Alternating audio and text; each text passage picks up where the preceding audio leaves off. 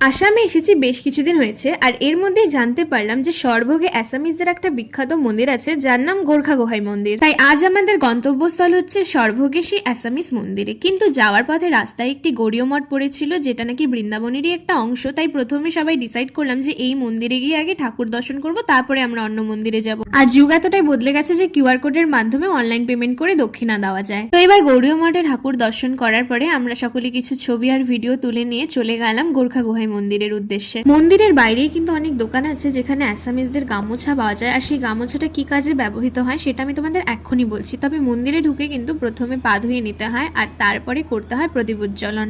তো আমরাও প্রথমে প্রদীপ উজ্জ্বলন করে ঠাকুরের দর্শন করি। আর এবার বলি গামছাটি কেন ব্যবহৃত হয়।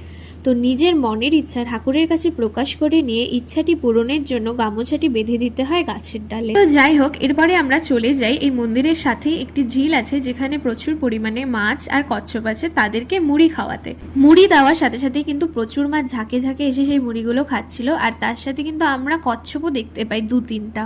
ভীষণ পরিমাণে কিন্তু গরম ছিল, কিন্তু তার সত্ত্বেও আমরা মন্দিরে এসে ভালোই একটা পরিবেশ পেয়েছি। আর এবার আমরা মন্দিরের চারিদিকটা ঘুরে দেখব।